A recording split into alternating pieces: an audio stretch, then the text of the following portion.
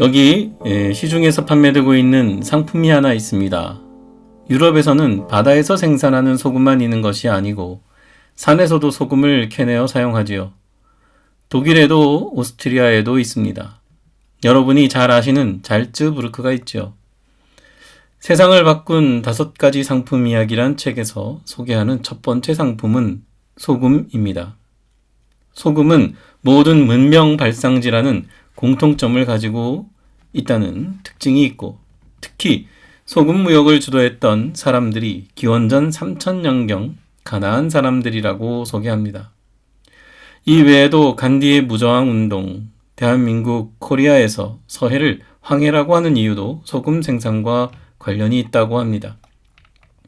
그만큼 소금은 중요했기에 진실한 친구와는 소금을 먹으며 의리를 확인하는 풍습이 있습니다. 성경에도 소금의 맹세가 있습니다. 너희가 곡식 제물로 바치는 모든 예물에는 소금을 쳐야 한다.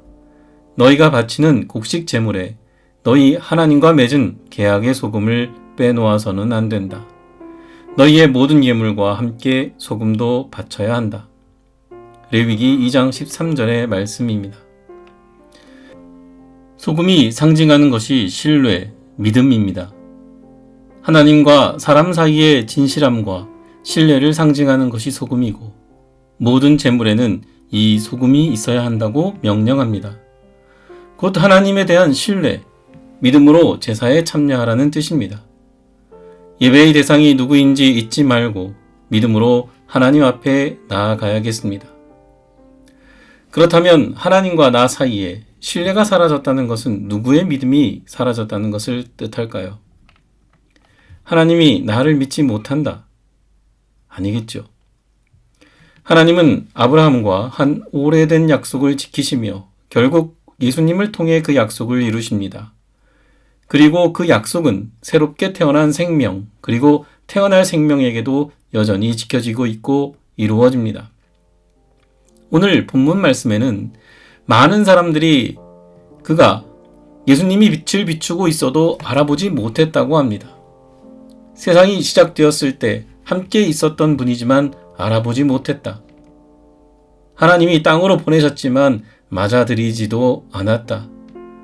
하나님이 보내셨다는 것을 믿지 않았다. 그러나 예수님을 맞아들인 사람들, 곧 예수의 이름, 구원자라는 이름을 믿는 사람들에게는 하나님의 자녀가 되는 특권을 주셨다고 전합니다. 특권이란 여러분들이 잘 아시는 대로 특별한 권리를 말합니다. 독일어 성경은 이 특권을 마흐트로 번역을 했습니다. 이 마흐트는 고테스킨더츠 베아덴, 하나님의 자녀가 되는 것, 이것이 마흐트, 권리라고, 특별한 권리라고 말합니다. 여러분, 창조주 하나님을 믿으십니까? 전지전능한 하나님을 믿으십니까? 그분이 보내신 예수님이 하나님이 보내신 분이라는 것을 믿으십니까?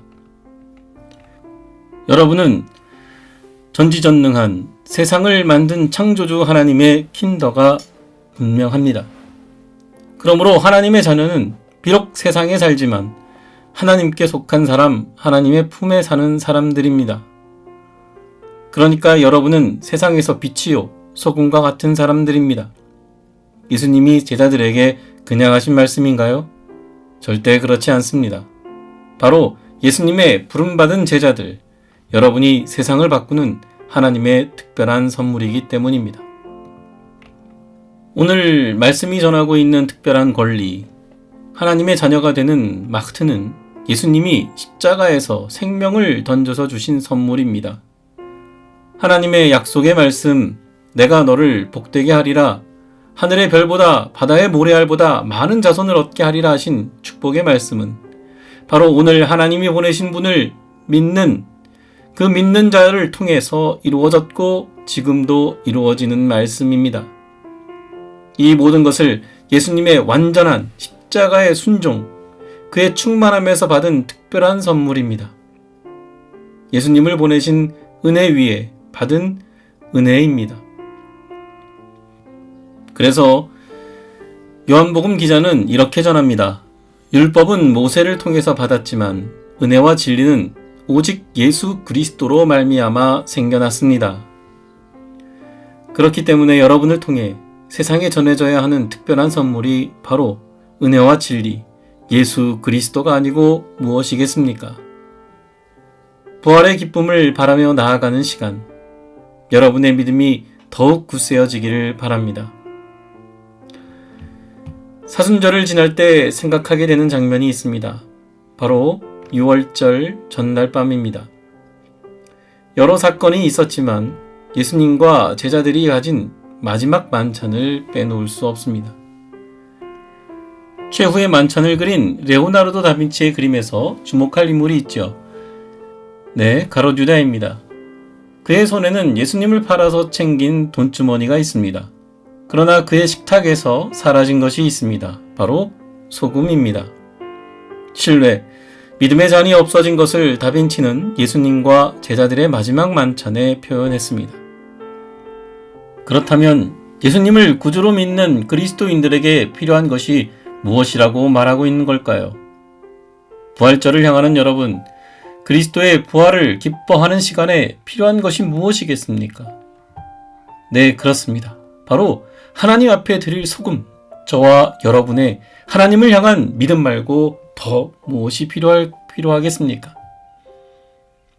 곧 우리가 드리는 예배로 영광 받으실 분에 대한 믿음은 그리스도의 순종과 함께 드려져야 합니다. 최후의 만찬에 빠져있는 소금을 이제 여러분이 새롭게 그려 넣으시길 바랍니다. 여러분을 통해서 새롭게 그려질 만찬의 그림은 신랑 신부가 만나 축하연을 베푸는 천국의 만찬이 될 줄 믿습니다. 하나님을 향한 믿음의 회복은 세상에서 소금과 같은 역할을 감당하게 하고 가능하게 할 것입니다. 사랑하는 교우 여러분, 하나님과 나 사이에는 영원히 변하지 않는 신뢰, 우정을 상징하는 소금을 항상 기억하고 제일 먼저 준비합시다. 하나님께서 원하는 사랑과 의에 굶주린 깨어있는 그리스도인의 삶을 살아내는 저와 여러분이 되기를 바랍니다. 우리는 오직 하나님의 은혜로 하나님의 자녀가 되었습니다. 로마서 5장 1절에서 5절의 말씀입니다. 그러므로 우리는 믿음으로 의롭다 하심을 받았으므로 우리 주 예수 그리스도로 말미암아 하나님과 더불어 평화를 누리고 있습니다. 우리는 또한 그리스도로 말미암아 지금 서 있는 이 은혜의 자리에 믿음으로 나아오게 되었으며 하나님의 영광에 이르게 될 소망을 품고 자랑을 합니다. 그뿐만 아니라 우리는 환난을 자랑합니다. 우리가 알기로 환난은 인내력을 낳고 인내력은 단련된 인격을 낳고 단련된 인격은 희망을 낳는 줄을 알고 있기 때문입니다. 이 희망은 우리를 실망시키지 않습니다. 하나님께서 우리에게 주신 성령을 통하여 그의 사랑을 우리 마음속에 부어주셨기 때문입니다. 사랑하는 교우 여러분, 여러분이 이제 새로운 소금이 되어서 세상을 향해 펼쳐진 하나님의 사랑의 신뢰의 상징이 될 줄로 믿습니다. 여러분이 품게 된 희망이 낳게 될 열매가 여러분의 삶의 자리에 풍성하기를 주님의 이름으로 축원드립니다.